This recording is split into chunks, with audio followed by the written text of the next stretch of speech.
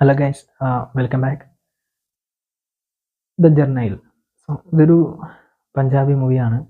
സിനിമയെ പറ്റി നമ്മൾ കാണിക്കാനാണെങ്കിൽ ജർണയിൽ. സോ ഇതാണ് സിനിമ.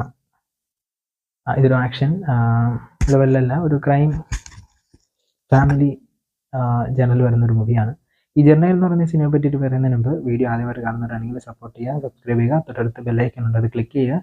ഞാൻ ചെയ്യുന്ന മറ്റു വീഡിയോയിലൊക്കെ നോട്ടിഫിക്കേഷൻസ് ഓരോന്നായിട്ട് വരുന്നതായിരിക്കും. അപ്പോൾ ഈ ജർണൽ എന്ന് പറയുന്ന സിനിമയെ പറ്റി പറയാനാണെങ്കിൽ ഒരു ഫാമിലി ബേസ് ചെയ്തിട്ടാണ് പോകുന്നത്. ആ ഫാമിലിയിൽ ഉണ്ടാകുന്ന ഒരു ഇഷ്യൂ, ഒരു പെൺകുട്ടിയെയും ആ ഫാമിലിയും അതെങ്ങനെയാണ് ബാധിക്കുന്നത് എന്നുള്ളതും അതെന്ത് ഇഷ്യൂ ആണ് എന്നുള്ളതും അതിനുശേഷം അവരുടെ ജീവിതം തകിടം മറിഞ്ഞു പോവാണ്. അതിൽ നിന്നും അവർക്ക് ആൻസർ കണ്ടെത്താൻ പറ്റുമോ ഇല്ലേ, അല്ലെങ്കിൽ സർവൈവ് ചെയ്യാൻ പറ്റുമോ ഇല്ലേ എന്നുള്ളതൊക്കെയാണ് നമുക്ക് ജർണയിൽ എന്ന് പറഞ്ഞ ഒരു സിനിമയിൽ മെയിനായിട്ട് പറഞ്ഞു പോകുന്നത്. ഈ സിനിമയെ പറ്റി പറയാനാണെങ്കിൽ ഇതൊരു പഞ്ചാബി മൂവിയാണ്.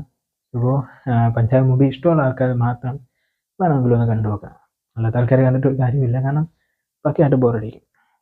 പഞ്ചാബി ലാംഗ്വേജ് സബ് ടൈറ്റിലിട്ട് കണ്ടാലും ബോറടിക്കും. പഞ്ചാബി അറിയാമെന്നുള്ളവരാണെങ്കിൽ, എന്നാൽ എനിക്ക് പഞ്ചാബി അറിയാമെന്നല്ല, ഞാൻ സബ് ടൈറ്റിലിട്ടാണ് കണ്ടത്, എങ്കിൽ പോലും കുറച്ചൊക്കെ ബോറടിച്ചു.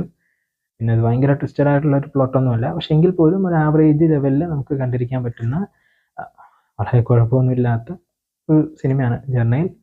അപ്പോൾ ഈ പഞ്ചാബി മൂവി കണ്ട ആൾക്കാർ ആരെങ്കിലും ഉണ്ടെങ്കിൽ ഉറപ്പായിട്ട് കമൻറ്റിൽ ലീവ് ചെയ്യുക. എങ്ങനെ ഉണ്ടെന്നുള്ളത്. ഒരു ഫാമിലി ചുറ്റിപ്പറ്റി ഉണ്ടാകുന്ന പ്രശ്നം, ഒരു ക്രൈം.